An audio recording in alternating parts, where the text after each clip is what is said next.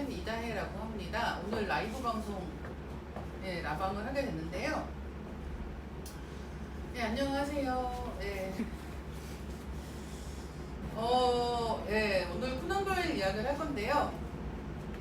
여기에 보시다시피 코난 도일이라고 하는 제목이고 클래식 클라우드 시리즈 20번째 책이에요. 20번째 책이 됐습니다. 제가 처음에 1권 나오기 전에 코난 도일 같이 하자라고 얘기를 해서 되게 재밌지 않을까요? 막 이런 얘기를 한참 한 다음에 재밌을 것 같다는 모두의 기대 속에 원고 마감을 듣게 했어요. 그래서 1권도 아니고 2권도 아니고 5권도 아니고 10권도 아닌 20권째로 손을 보이게 됐습니다. 런던이랑 에딘버러 나중에 꼭 가고 싶다고 적어주셨는데 지금은 사실 코로나 때문에 원래 같았으면 뭐 이렇게 라방이 아니라 직접 뵙고 인사드리는 기회를 가졌을 텐데 이번에는 아무래도 잘 알고 계시겠지만 코로나 때문에도 뭐 저도 어딜 갈 수가 없고 아마 이 책 보시는 분들도 궁금해서 가고 싶으셔도 가실 수가 없는 상황입니다.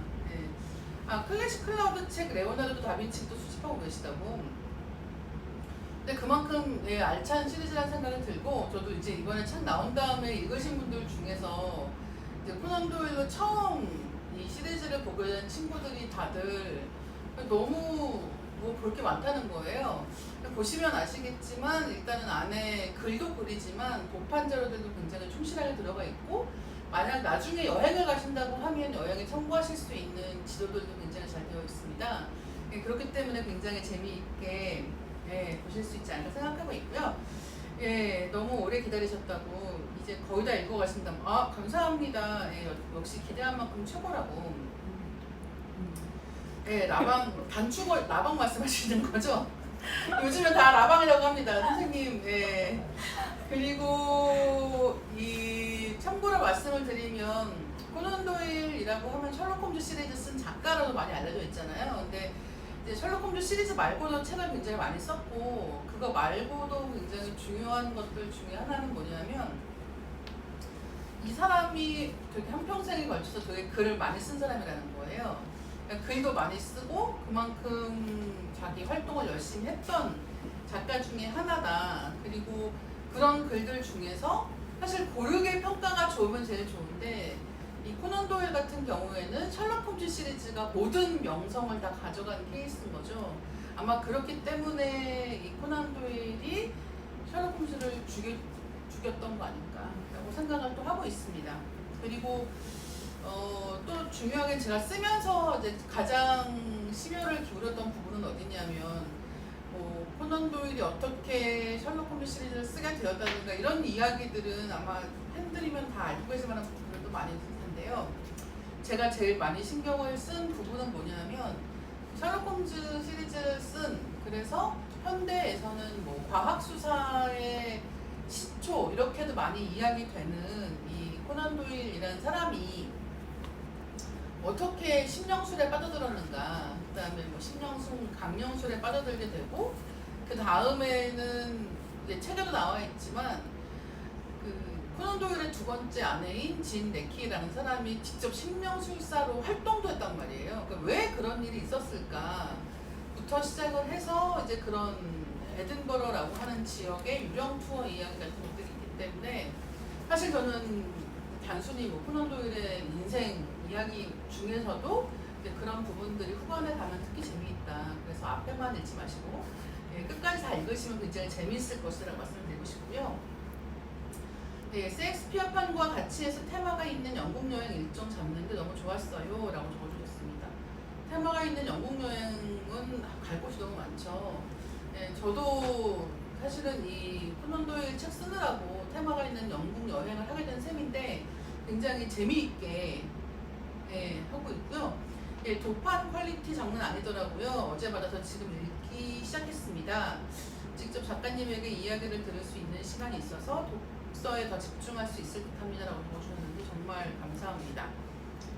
책 도판은 제가 못 찍은 사진들도 약간 있긴 하지만 편집부에서 정말 공들여서 잘 그 적절한 대목에 사진들을 넣어주셨기 때문에 저도 처음 보는 사진들이 있었거든요. 그리고 이제 그 사진들에 들어간 캡션들도 다 공들여 모두를 쓴 것들이기 때문에. 그 다음에 캡션들 중에 보시면 코난 도일이 뽑은 셜록 홈즈 시리즈 베스트도 있어요. 그런 이야기들은 본문에는 없는 것이기 때문에 따로 캡션을 쓴 거거든요.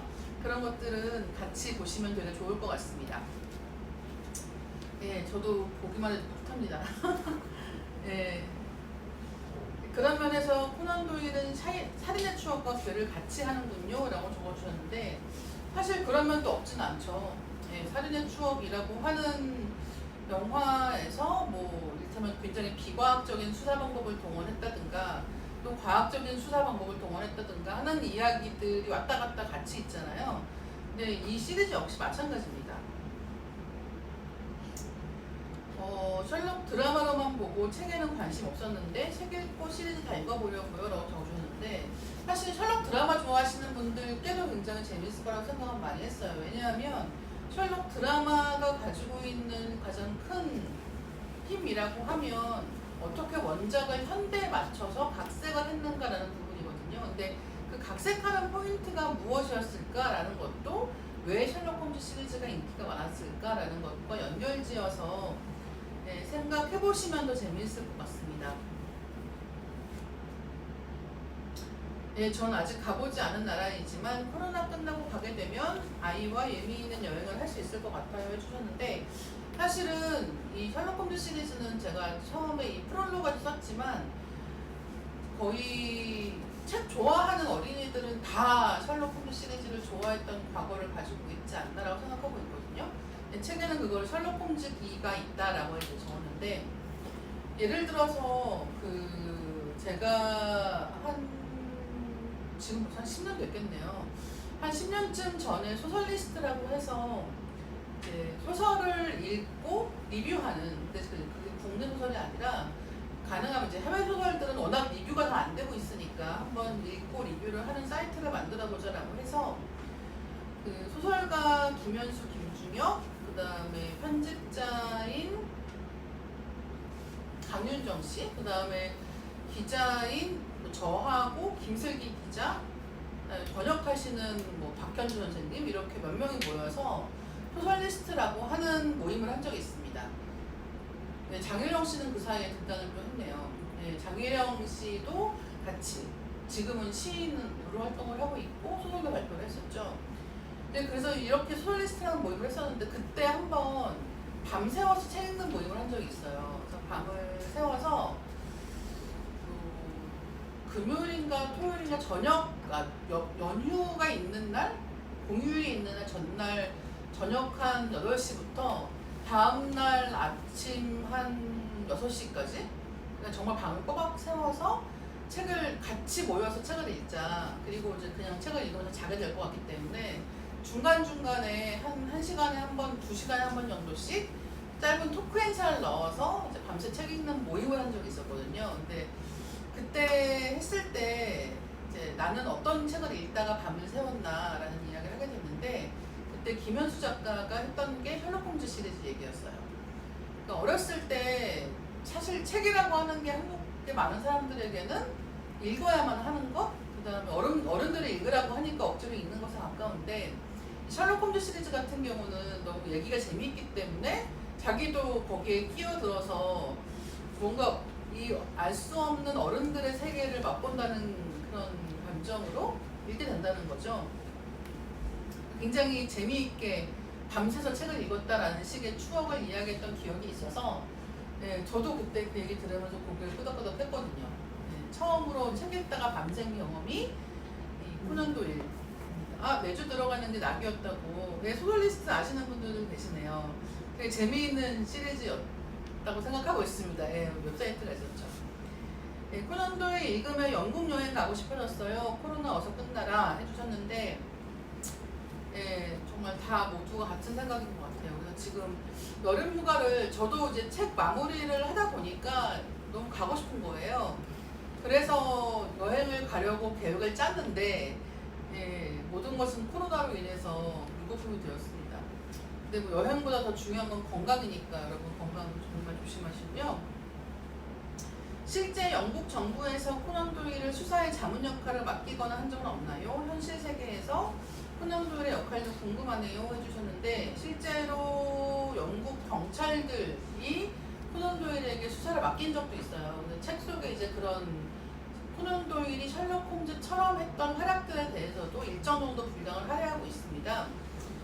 그리고 그런 것들 중에는 그 영국의 또 한 명의 추리소설가인 에거서 크리스티가 실종됐던 적이 있었는데, 그 실종 수사와 관련해서 코난 도일에게 자문을 구한 적이 있다는 기록도 있어요. 그래서 그런 이야기도 같이 있고요. 다만 그때 코난 도일이 정말 셜록 홈즈처럼 자료를 수집하고 취재를 하고 현장에 가서 이제 그런 사건을 해결한 경우도 분명히 있지만, 또 한편으로는 그 반대도 있어요. 그 반대는 뭐냐면, 코난 도일이 이제 신령술에 빠져있던 시기에 자기가 자료를 모아서 오히려 신령술사한테 자료를 건네준 적도 있다는 거죠. 그런 식의 이야기들도 책에 같이 있습니다.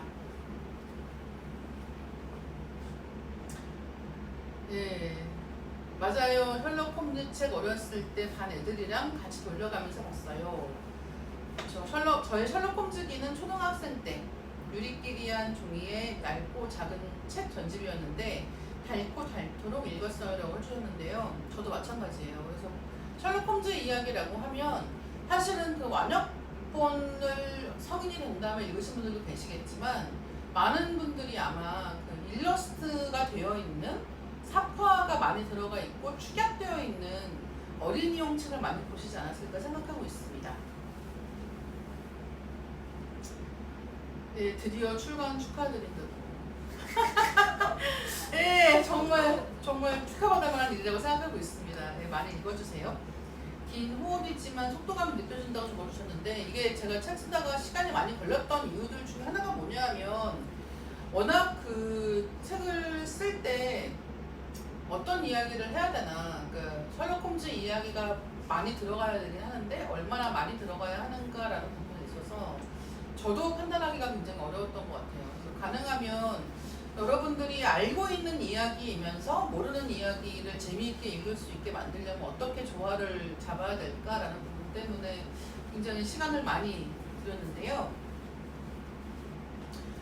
코난 도일이라 하면 셜록 홈즈 시리즈만 알고 있었는데, 작가님이 소개하신 책에서 북극성호의 선장도 알고 싶어졌어요. 알고 읽고 싶어졌다는 말씀이신 것 같아요. 정말 시야를 확장하는 기분이라 너무 뿌듯해요 라고 해주셨습니다. 네, 그 북극성호의 선장이라고 하는 작품은 공포예요. 워낙 코난 도일이 여러 장르에 걸쳐서 책을 써왔기 때문에 그런 책 중에 하나가 이런 이야기입니다.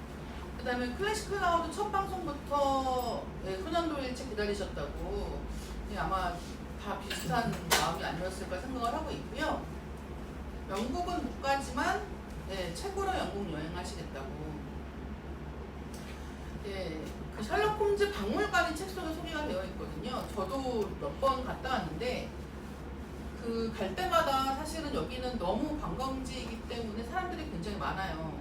그러니까 이제 아무래도 아침 일찍 간다든가 이런 식으로 일정을 조정하게 되는데, 갈만한 곳입니다. 재밌다라고 생각을 해요. 하지만 보통은 이런 박물관, 작가 박물관이라고 하면 그 작가가 실제 썼던 책상, 뭐 필기구, 친필, 원고 이런 것들이 있잖아요. 근데 이 셜록 홈즈 박물관에는 그런 게 아무것도 없어요. 사실은 코난 도일과 관련된 물건들도 없고, 다만 그 빅토리아 시대 후기에 썼던 물건들을 보실 수 있다는 점에서 특징이 있습니다. 네, 작가님 정말 자료조사 어떻게 하셨어요? 흥미로운 내용이 너무 많아요 라고 해주셨는데, 그 자료조사는 일단은 가서 한 것들도 있는데요. 더 크게는 제가 그 책을 진짜 많이 봤어요. 근데 코난 도일이 쓴 자서전도 있고 그 외에 다른 책들도 많이 있긴 한데, 문제는 코난 도일이 쓴 책이라고 해서 완전히 모든 정보가 정확한 건 아니라는 식의 이야기가 후대 연구자들 연구에서 나오기도 했습니다. 그렇기 때문에 이 코난 도일 이야기는 사실은 책을 여러 권 본다고 해도 어떻게 이 중심을 잡아야 할 것인지에 대해서 많이 고생을 했던 부분이 있었던 것 같아요. 네. 베르나르 베르베르 죽음 읽는 중인데 코난 도일 신명술 얘기 나와서 진짠가 했는데요. 근데 딱 이 책이 나와서 코난 도일에 대해서 더 궁금해지네요. 네, 정말. 근데 사실은 그때는 코난 도일뿐 아니라 되게 많은 지식인들이 이런 심령술에 관심을 가지고 있었다고 알려져 있고요. 심령술이라고 하는 게 지금 보면 비과학이지만 되게 재밌는 거는 그 시기에는 그걸 과학으로 생각하고 입증할 수 있다라고 생각하는 사람들도 많이 있었다는 거. 그런 점들이 아마 심령술에 관련된 역사를 보면 흥미롭게 다가오는 부분이 아닐까 생각하고 있습니다. 점성술하고는 다르죠. 점성술은 지금도 많이 하지 않습니까? 네. 영국에 가야 될 또 다른 이유가 생겼다고.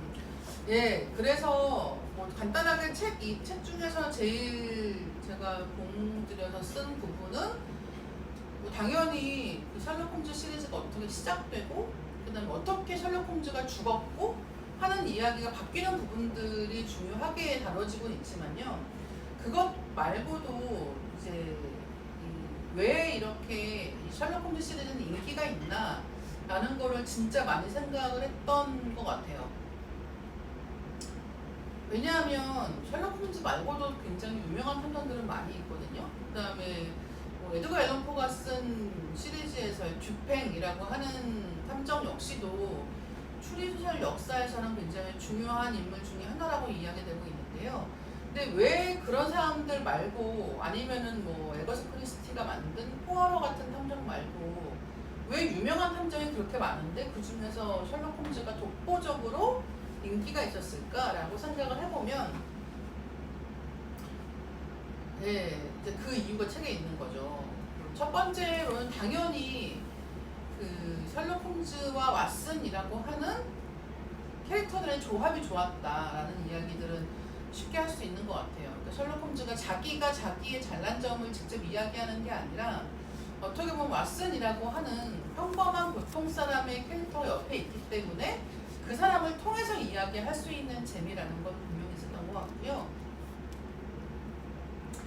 네, 그래서 왓슨이라고 하는 인물이 어떤 발명인가, 예를 들어서 코난 도일이라고 하는 이 작가는 왓슨 쪽인가 아니면 셜록 홈즈 쪽인가, 양쪽 다에 어느 정도씩 걸쳐 있는 게 분명히 있을 텐데 그 어떻게 걸쳐 있는지에 대해서도 책을 통해서 얘기를 하려고 했습니다. 또 한 가지는 그거 말고, 그러니까 예를 들면은 이거는 캐릭터가 중요해, 사건이 중요한 게 아니라 캐릭터가 중요해라고 생각해서 지금 뭐 셜록 같은 드라마라든가 아니면 미국에서 만들었던 엘레멘트리 같은 드라마라든가 이런 것들이 만들어지는 건 그런 배경이거든요. 그런데 그런 거 말고도 사실은 이 셜록 홈즈 이야기들은 계속 인기를 끌고 있지 않습니까? 예를 들어서 지금 한국에서 아마 같은 시리즈가 이렇게 여러 가지 버전으로 출판사마다 번역본을 선보이고 있는 책이라고 하면 셜록 홈즈가 제일 많이 나왔을 거라고 생각을 하고 있어요. 정말 출판사마다 다 있고 그냥 한 권, 두 권만 번역하는 게 아니라 다 시리즈로 선을 보인다는 거죠. 근데 그렇게 읽히는 이유가 뭘까라고 생각을 해보면 첫 번째로는 셜록 홈즈 시리즈는 어린애들이 읽기도 괜찮다. 그러니까 보통 현대 스릴러물 같은 경우, 현대 범죄물 같은 경우는 지나치게 잔혹하고 그러니까 선정적인 것을 빼놓고는 이야기하기 어려운 작품들이 너무 많죠. 그리고 어떤 작품들은 이제 뭐라고 할까요? 그런 연쇄살인 사건, 그러니까 한 명이 죽어서 한 책이 한 권이 안 되는 이야기들이 생기고 있는데 이 셜록 홈즈 시리즈 같은 경우는 이제 그렇게 되기 전입니다. 그래서 사건 자체도 훨씬 더 단순해요. 간단하게 어떤 아무도 죽지 않는 이야기, 절도 사건 이런 것들도 단편이 한 편씩 되기 때문에 어린 아이들의 읽기에도 적당할 뿐만 아니라 애초에 단편들이 많았다는 거죠. 그래서 그렇게 추격본이 많았구나, 혹은 추격본이 아닌 정말 그냥 사퍼가 들어간 이야기도 옛날에 그렇게 많이 읽었구나라는 생각을 이번에 책 쓰면서 많이 했습니다.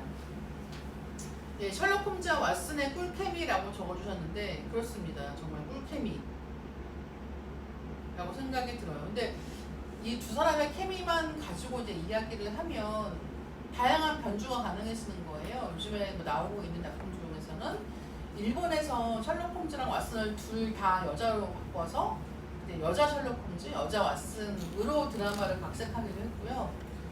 그 외에도 많은 경우의 수가 있는데, 예를 들면 미스터 홈즈 미스 모리어티라고 하는 작품은 성장물이에요.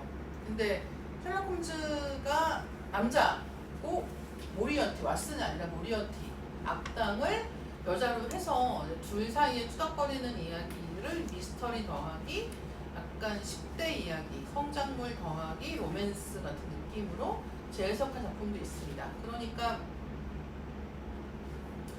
뭐 되게 보면 재미있는 작품들이 많이 있는 거죠. 근데 이제 그 경우에는 이 캐릭터들의 케미를 중심에 두고 이야기를 하고 있다라고 보시면 될 것 같고요. 그거 말고 이제 얘기할 수 있는 장점이라고 하면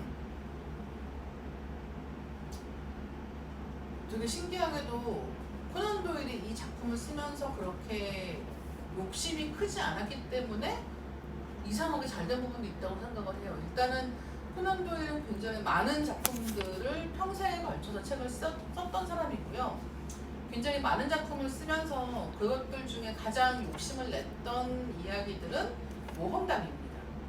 근데 모험담을 쓰면서 자기가 생각했던 명성은 주어지지 않았고, 사실은 이 주홍색 연구라고 하는 작품을 처음 썼을 때도 이렇게까지 잘 될 거라고 생각하고 썼던 건 아니라는 거예요.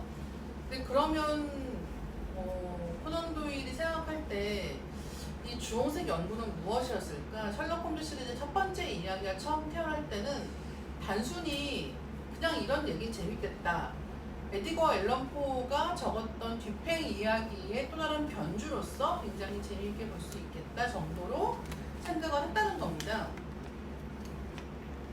그런데 이제 이게 나중에 시간이 좀 더 흐르고 나니까 훨씬 더 좀 재미있게 풀린 케이스인데, 그 재미있게 풀렸다라는 것도 되게 이상한 게, 처음에는 주홍색 연구가 중편 정도 분량이었거든요. 그 다음에 시리즈를 만들 생각이 아니라 그냥 책을 넣어놓고 이제 어디선가 이걸 사가면 된다고 생각했던 거예요. 그렇게 발표하게 된 게 비튼의 크리스마스 연감이라고 불리는 그런 책입니다. 그런데 이 시리즈가 된 이유 중에 하나는 뭐냐면, 그 셜록 홈즈 시리즈가 처음에는 그냥 단순하게 한 권의 책이었다가 미국에서 굉장히 인기를 끌기 시작한 거예요.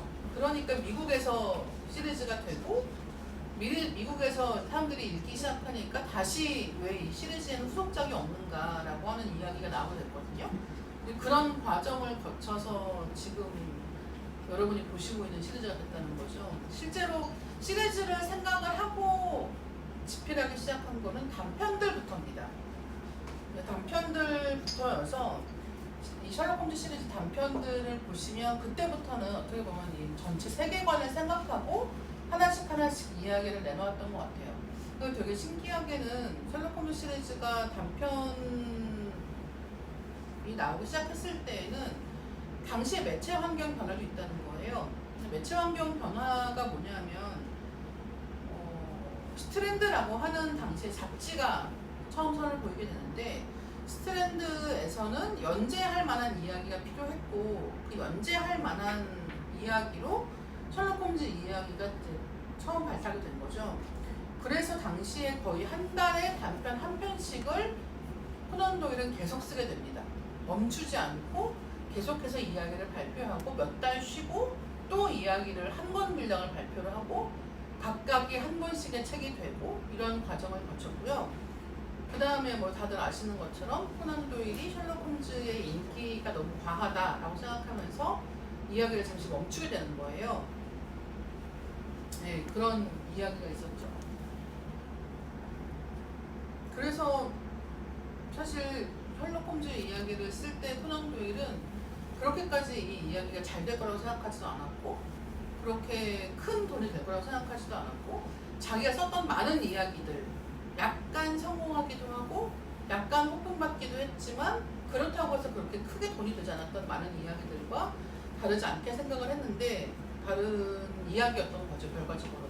그래서 되게 재미있는 인기가 생기니까 인기 때문에 코난 도일은 셜록 홈즈 이야기를 쓰지 않을 수가 없었던 거예요. 왜냐하면 이게 그야말로 황금을 낳는 거위알 같은 황금을 낳는 거위 같은 상황이 됐기 때문에 점점 이제 이 인기를 부과를 하게 되고 인기를 얻으니까 코난 도일은 셜록 홈즈에 대해서 약간 피로감을 느끼게 되고 하는 식의 반복이었던 것 같습니다. 보통 공포 영화에서 우스꽝스러운 역할인 인물을 집어넣는 것처럼 왓슨도 일반인을 대변하는 거로군요 라고 적어주셨는데 보통 이렇게 얘기를 많이 하고 있죠. 또 한 가지는 그 셜록이라는 드라마가 그랬던 것처럼 브로맨스라는 걸 얘기를 할 때 코난 도일의 이 두 주인공 셜록 홈즈하고 왓슨 얘기를 많이 하지 않습니까? 그만큼 인기가 많았던 남자들끼리의 이야기.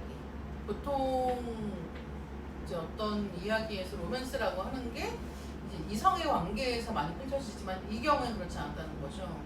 그런 게 장점일 수도 있고 단점일 수도 있을 것 같다는 생각은 들어요. 커서 다시 읽으니 왓슨도 눈에 들어와요 라고 해주셨는데 왓슨이 눈에 들어오는 이유는 단순하죠. 왓슨이 나랑 더 닮았기 때문이라고 생각을 합니다. 그리고 이제 셜록 홈즈 같은 경우는 사람이 들어왔을 때 항상 한눈에 보고서 얘기를 하잖아요. 뭐 어디서 뭘 했던 사람이라든가 무슨 경력이 있다든가 라는 식의 이야기, 직업이 뭐라든가 라는 이야기를 줄줄 하는 경향이 있지만 생각을 한번 더 해보시면 그렇게 우리가 남에 대해서 뭘 안다고 해서 그걸 다 얘기하지 않지 않습니까? 그게 어떤 예의범절이기도 하죠. 그러니까 그만큼 셜록 홈즈라는 인물은 자기가 똑똑한 걸 과시하는데 주저함이 없는 사람이기 때문에 왓슨 같은 인물이 옆에서 그걸 적당히 끊어주고 옆에서 간접형으로 말을 해주지 않으면 너무 잘난 척하는 사람 같아 보인다는 거예요. 그런 면에서 굉장히 이야기 구조에서 지혜로운 측면이 분명히 있었다는 생각이 들고요. 코난 도일이 영향을 가장 많이 받은 작가가 누구인가요? 해주셨는데 코난 도일이 영향을 가장 많이 받은 작가는 여러 명이 있어요. 여러 명이 있고 코난 도일은 이제 자기가 좋아하는 작가 이야기만 책을 한 권 썼습니다.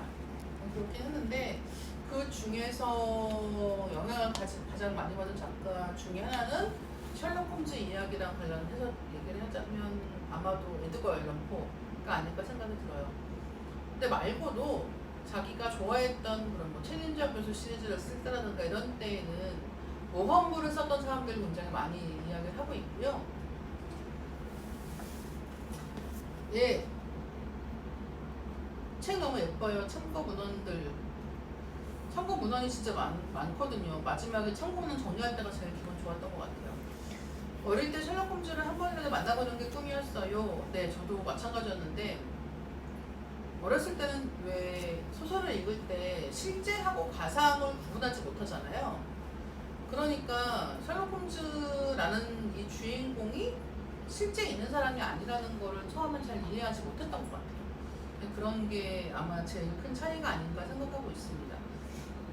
지금은 어차피 이게 다 실제가 아니잖아 생각을 하니까 그 런던에 있는 셜록 홈즈 뮤지엄 갔을 때에도 약간 놀이공원 온 것 같은 기분이거든요. 테마파크 간 것처럼 그냥 어차피 다 없는 거 뻔히 알면서 너도 알고 나도 알고 하지만 재밌게 놀아보자 같은 느낌이 있다는 거죠. 예, 보통 책 속의 등장인물보다는 그걸 창조해낸 작가가 더 유명해진 경우가 많은데 코난 도일 같은 경우는 그의 창조물들이 실제로 존재하는 것처럼 느끼할 만큼 너무 실제 같아 놀라울 따름입니다. 그렇죠.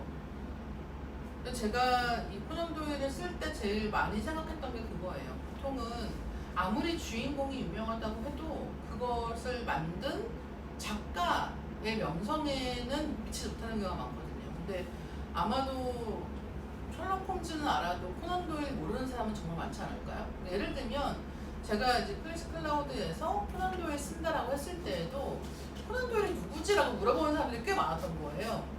그러니까 셜록 홈즈 시리즈를 그 작가 이름과 연결지어 생각하지 않는 사람들도 많기 때문입니다. 그래서 그만큼 얘기할 게 많았고 재미있는 이야기가 아니었나 생각하고 있고요. 예, 클래식 클라우드 기획 단계부터 출간을 기다려왔던 책이 코난 도일이었다고. 그쵸. 예, 많은 분들이 그렇게 말씀해 주셔가지고 정말 뭐라고 말씀드릴지 모르겠습니다. 베스트셀러가 된 이후에는 사회적인 배경에 큰 영향을 미치는군요 해주셨는데, 그쵸. 그리고 이제 책에 적은 것도 있습니다만 그 유명한 잭 더 리퍼 사건이라고 하는, 결국은 해결되지 않은, 범인을 잡지 못한 그 영국의 실제 연쇄살인범이 있어요. 근데 이 잭 더 리퍼 같은 경우에 말씀하신 것처럼 어떻게 보면 셜록 홈즈 시리즈가 주홍색 연구가 나오고 1년 뒤에 잭 더 리퍼 사건이 있었기 때문에 그 시대가 가지고 있던 고민, 도시가 급속도로 팽창하고 도시가 팽창하면서 어떤 문제점들이 생기는가를 고민하고 있을 때, 사실은 이 셜록 홈즈 시리즈는 그 도시에 모인 사람들이 경험하는 여러 가지 불안을 해소시켜주는 역할을 분명했던 것 같고요. 근데 그 불안을 해소시켜주는 과정에서 등장했던 게 셜록 홈즈가 했던 수사 방법이라는 거예요. 지금이야 뭐 예를 들면 여러분 다 만약에 도둑이 집에 들었다, 내가 집에 갔더니 발자국이 어디저기 찍혀 있고 사라진 물건이 있다, 그러면 어떻게 하시나요? 청소 안 하죠.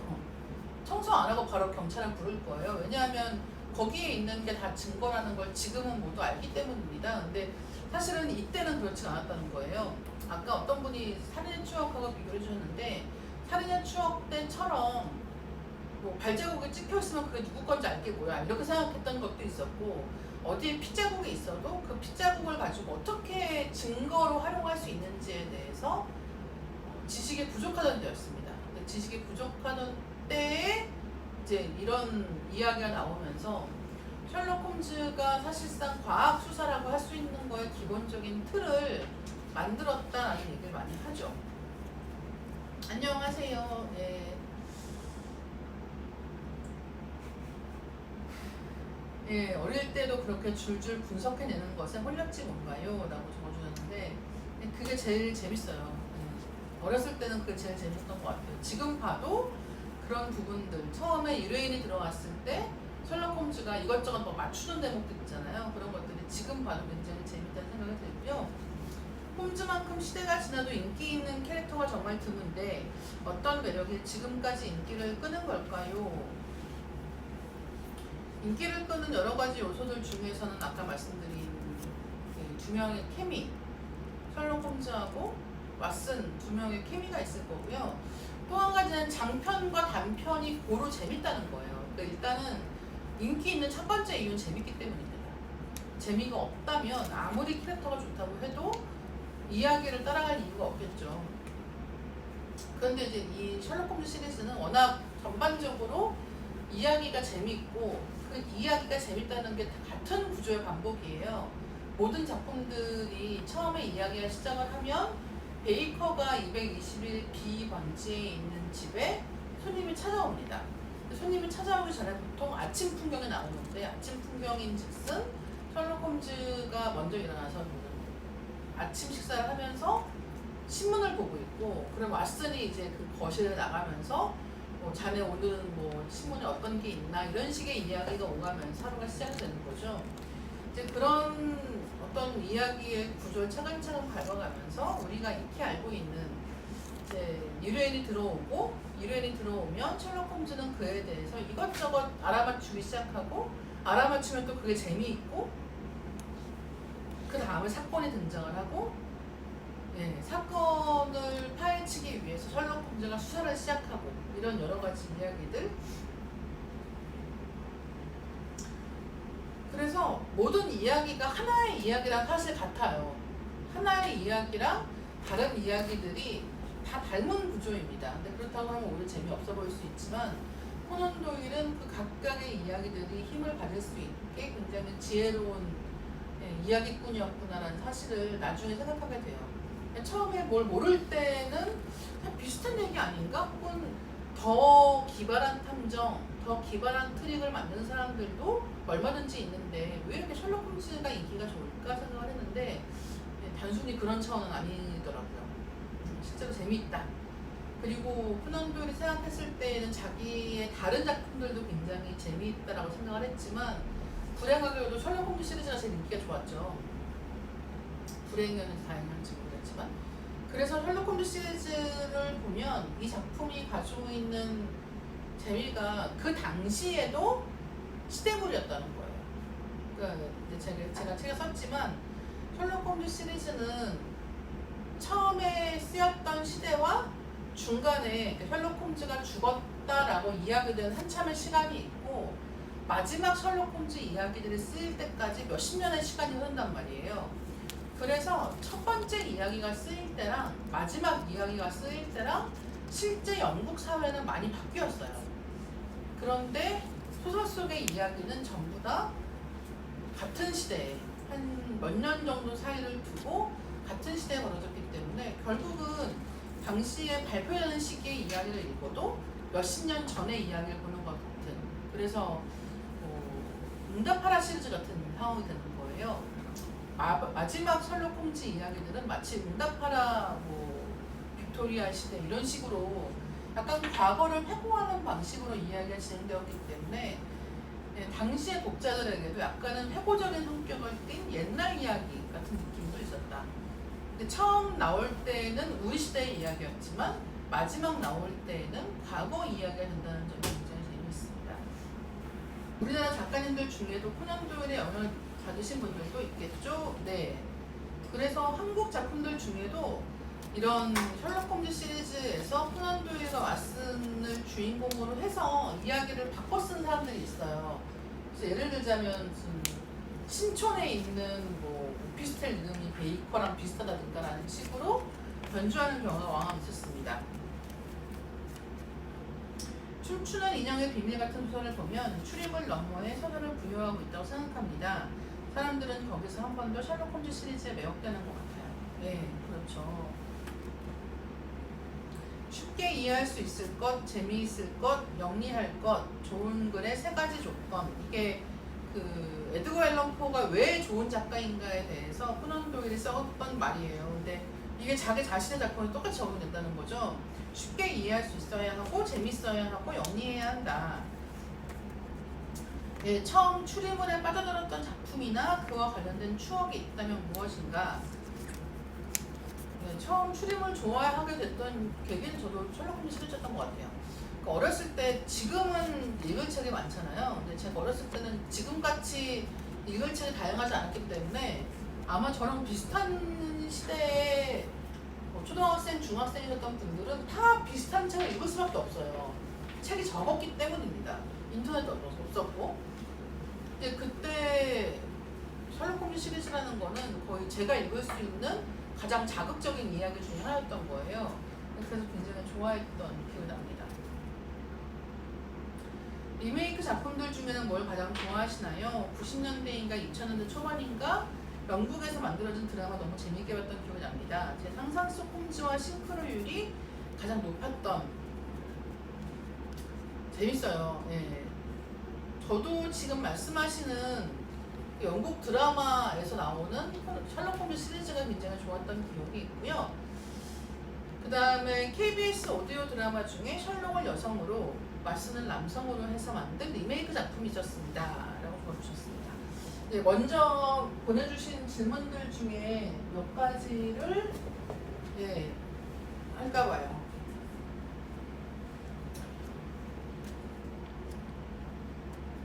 도일이 셜록 홈즈를 죽이고 독자들에게 원성을 많이 들었다고 하는데 작가님이라면 어떤 선택을 하셨을 것 같나요? 저 같았으면 평생 무려먹죠. 죽이지 않습니다. 예, 더 이상 쓸 수 있는 이야기가 없어질 때까지 사고를 우려서 열심히 썼을 것 같아요. 코난 도일이 셜록 홈즈 죽인 거는 다시 보면 진짜 신기해요. 왜냐하면 무슨 30년쯤 쓴 다음에 이제 쓸 얘기가 없다라고 그만둔 게 아니거든요. 그러니까 장편 2편을 썼고 단편을 쉬지 않고 쭉 쓰다가 본격적으로 이 영국에서 셜록 홈즈 시리즈가 인기를 얻은 지 한 3년 정도 됐을 때 죽이기로 하는 거예요. 근데 사실 이렇게 하긴 쉽지 않거든요. 그래서 이제 추리소설 작가들이 어떤 얘기를 하냐면 셜록 홈즈에 대해서 자기가 만든 소설의 주인공이었으면 하고 바라는 주인공이다 라고 한 적이 있는데, 그만큼 한 번 썼으면, 요즘에 스릴러 시리즈 같은 거 보시면 작가들이 죽을 때까지 쓰거든요. 20권, 30권씩 쓴단 말이에요. 그리고 절대 이 탐정을 죽이지 않아요. 왜냐하면 이게 이렇게 한 번 안정적으로 인기를 끌면 그야말로 현금을 낳는 그런 주인공이 되기 때문에 그렇습니다. 근데 코난 도일은 그렇게 하지 않고 한 3년 만에 다른 거 써야지, 왜 사람들은 다 나한테 셜록 홈즈 이야기만 쓰라고 하는 거야 라고 생각을 했던 거죠. 근데 물론 나중에 이제 바스커빌 가문의 개를 통해서 한번 옛날 이야기를 한다는 식으로 다시 이야기를 쓰기 시작하고, 그 다음에는 텅 빈 집의 모험으로 다시 부활한 셜록 홈즈 이야기를 쓰게 되는데, 네, 저 같았으면 셜록 홈즈를 죽이는 걸 어림도 없다, 아마 쭉 썼을 것이다. 코난 도일 못지않게 에거서 크리스티도 좋아하신다고 여러 번 언급하셨는데, 혹시 언젠가 에거서 크리스티 이야기도 만날 수 있을까요? 또 미스터리, 스릴러, 추리물 등을 유독 애정하시는 이유도 궁금합니다. 예, 일단 에거서 크리스티도 쓸 수 있으면 되게 좋을 것 같고요. 그리고 저는 사실은 추리물뿐이 아니라 예, 다 좋아해요. 장르를 다 좋아합니다. 공포도 좋아하고 로맨스도 좋아하고 모험물도 좋아하고 다 좋아해요. SF 당연히 좋아하고. 저는 이 장르물이 가지고 있는 그 이른바 관습이라고 하잖아요. 컨벤션이라고 하는 것들이 있는데, 그러니까 항상 반복되는 이야기의 구조가 있고, 그 구조를 지키려고 하면서 변주를 만드는 사람들이 가지고 있는 되게 재미있는 장점들이 있거든요. 그래서 굉장히 좋아하는 편입니다. 그 중에 미스터리 스릴러가 특히 좋은 이유가 뭘까요? 저도 생각을 많이 해봤는데, 일단은 이야기가 해결되기 때문인 것 같아요. 그래서 예를 들면 농담 반 진담 반으로 하는 얘기 중에 이제 이른바 순문학이라고 하는 문단 문학에서 이런 장르적인 장치를 갖다 쓸 때가 있어요. 근데 이 장르 소설과 이 장르적 장치를 가져다 쓴 문단 문학의 가장 큰 차이가 뭐냐면, 문단 문학은 해결하지 않습니다. 그러니까 죽은 다음에 뭔가 해결하지 않고 끝나버리는 경우가 되게 많아요. 공포든 미스터리든 다 마찬가지입니다. 근데 원래 이런 장르물에서 쓰기가 어려운 이유는 처음에 사건을 등장시킬 때부터 사건을 해결할 걸 염두에 두고 사건을 만들어야 되기 때문이거든요. 사건 해결할 필요가 없다면 되게 신기한 얘기 많이 쓸 수 있겠죠. 약간은 무책임하게.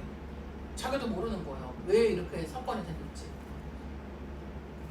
어쩌다 이 책을 쓰게 되셨는지 그리고 방대한 자료 속에서 어떤 식으로 글감을 선택하셨는지 궁금합니다. 어쩌다 제가 이 책을 쓰게 됐을까요? 제가 어떤 판단 착오가 있었던 것 같아요. 너무 고생을 했다. 네, 너무 고생을 했는데, 일단은 방대한 자료 속에서 어떤 식으로 글감을 선택했냐 하면, 일단은 많이 읽었고요.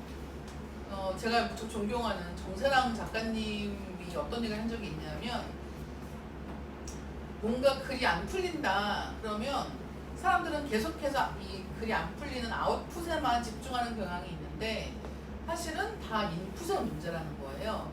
그러니까 100개를 보면 1개가 나오는데 보통은 다 이 1개가 왜 안 나오지를 고민한다는 거예요. 근데 사실은 100개를 안 채웠기 때문에 안 나오는 것이다 라고 얘기를 했고, 저도 이번에 쓰면서 그 생각을 되게 많이 했어요. 더 많이 읽어야 하는 거 아닐까? 네, 어쩌다 셜록이라고요? 이러실래요 진짜? 그러니까 제가 이렇게 될 줄 몰랐거든요. 제가 원래는 주간지 마감을 항상 하고 있기 때문에 네, 글 쓰는 속도가 되게 빠른 편이에요. 이렇게까지 고생을 한 적이 없어가지고 참 뭐라고 해야 할지. 그래서 지금 여러분 이 보시는 제 맞은편 쪽에 편집자 선생님하고 마케터들하고 다 직원들이 있거든요. 다 깔깔깔깔 웃고 있네요. 크게 웃으세요 왜? 자, 작가님은 홈즈 시리즈를 읽다가 범인의 정체가 밝혀지기 전에 책을 덮고 범인을 추리해보려 해보신 적이 있나요? 해주셨는데 범인 덮고 추리해보려고 한 적 많이 있어요. 저는 추리물 읽을 때 많이 그렇게 하는데 그렇게 범인을 잘 맞추는 편은 아닙니다. 그렇죠. 많이 읽는다고 맞추는 게 아니다. 맞추는 사람은 따로 있다. 그때 한번 제가 예전에 되게 재밌게 봤던 오락 프로들 중에서 크라임씬이라고 하는 TVN인가에서 했던 추리 범죄 뭐 버라이어티 이런 식으로 나온 프로가 있어요. 제가 그걸 되게 좋아했는데 거기에 표창원 선생님이 나오신 적 있어요. 틀렸습니다. 틀려요. 표창원 씨도 틀립니다. 예, 박지훈 씨인가 그 아나운서분 다 맞추고 막 그러는데 표창원 씨는 막 엄청 분위기도 잡고 틀려요. 그런 것 같아요. 예, 이게 뭐 이렇게 많이 읽는다고 아니면 실제 전문가라고 해서 이 이야기 속의 사건을 잘 풀이하는 것은 아니다 라고 생각하시면 좋을 것 같고요. 코난 도일이 코로나를 활용한 추리소설을 만든다면 어떤 부분에서 활용할 수 있을지 궁금합니다. 코로나를 활용해서 추리소설을 만든다면 아마 코로나를 이용할 수 있는 추리물의 제일 재미있는 트릭은 이 격리 관련한 알리바이 트릭일 거예요. 저는 그 생각을 해본 적이 있습니다. 그래서 격리 지역이 있고 격리되어 있는 사람이 있고 근데 몰래 다니다가 들키고 지금도 그렇게 하잖아요. 뭐 CCTV로 사람들 막 따라다니고 뭐 아니면은 신용카드 사용 내역 같은 거 보고 없어야 되는 장소에 가 있는 걸 찾아내지 않습니까? 그래서 그런 식으로 할 수 있지 않을까 생각하고 있고요.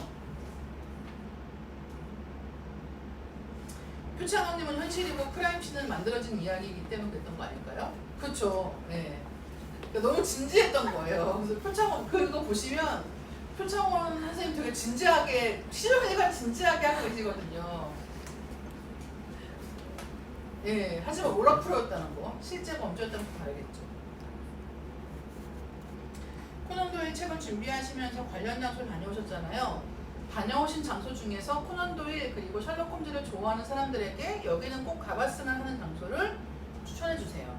꼭 가봤으면 하는 장소는 아무래도 그냥 런던 가시면 돼요. 제가 여기 책에 이제 그 셜록 홈즈 소설 속에 나오는 장소들을 묶어서 2번 정도 크게 이제 나눠서 쓴 곳이 있는데 이제 이런 걸 보면 사실 그냥 런던이라는 장소 전체가 이 셜록 홈즈 이야기의 무대가 됩니다.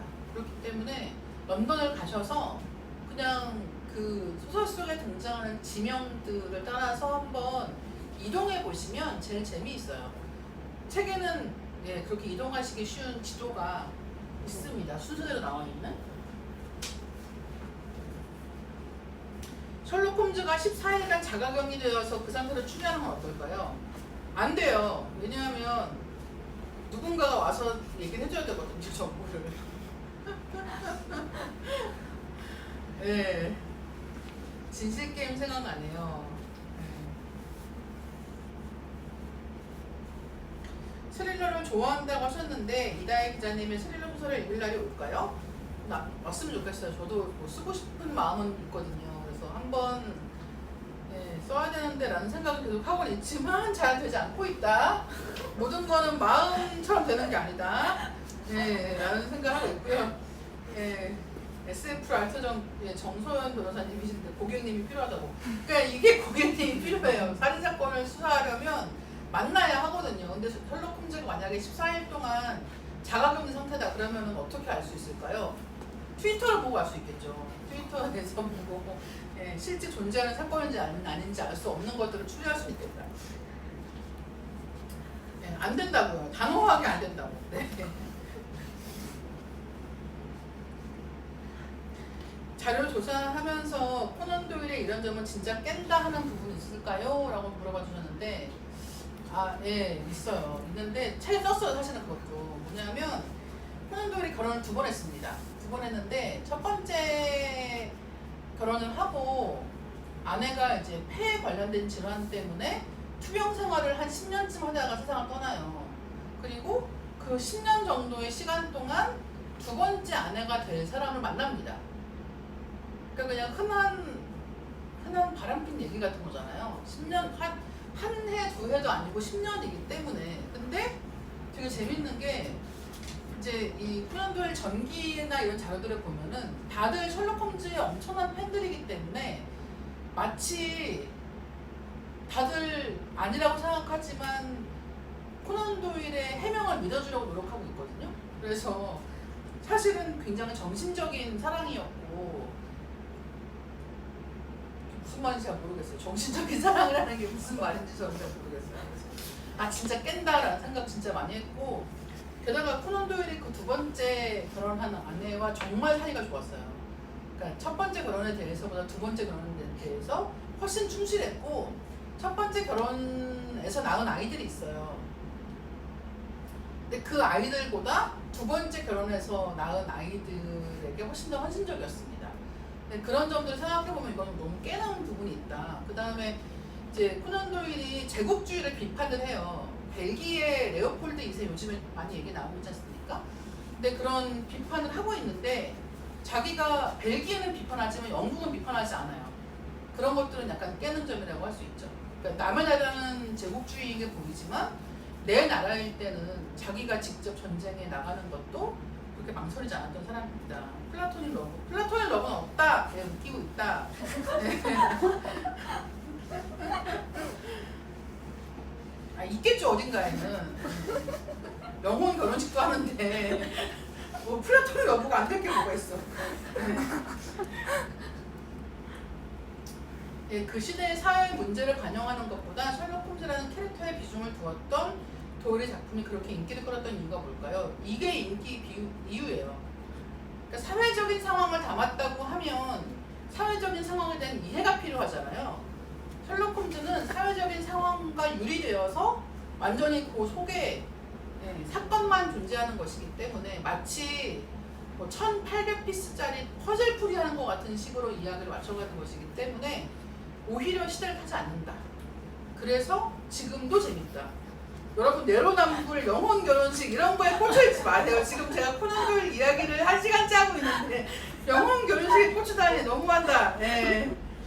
하지만 정말 그런 거죠. 네. 마지막으로 홈즈가 아닌 코난 도일이었던 이유가 있을까요? 보통은 셜록을 따라가잖아요 해주셨는데 셜록 이유가 있습니다. 이유는 뭐냐면 클래식 클라우드 시리즈가 작가에 대한 이야기를 쓰는 시리즈이기 때문이에요. 제가 셜록 홈즈를 쓰고 싶다고 해서 쓰는 게 아니다. 무조건 작가를 써야 되는데 그 작가에 대해서 누구를 쓸까라고 했을 때 제가 떠올린 게 셜록 홈즈를 쓴 코난 도일이었고요. 이제 만약에 뭐 기회가 된다고 치면 지금 만약에 이걸 제가 지금 결정해서 새로 기획을 한다고 치면 아마 여자 작가를 쓸 것 같아요. 근데 그때는 코난 도일이 굉장히 재밌어 보였고 저의 그 판단 착오 때문에 저의 인생의 4년이 고통 속에 있었다. 그래도 재미있게 읽어주셨으면 좋겠고요. 책을 되게 공들여 썼거든요. 근데 공들여 썼다고 해서 재밌는 책이 되는 게 아니고 공들여 썼다고 해서 시간이 많이 걸렸다고 해서 재밌게 읽으시는 건 또 아니거든요. 그래서 읽으시는 분들이 어떻게 보실지가 저한테 굉장히 두근거리고 걱정도 되고 기대도 되는 부분입니다. 오늘 1시간이라서 너무 아쉽고요. 부디 코로나에도 불구하고 건강을 잘 지내시고 곧 만날 수 있는 날이 왔으면 좋겠습니다. 영혼 결혼식은 그때예요. 뭐라고? 끝내라고 이제? 끝낼게요. 여러분 안녕.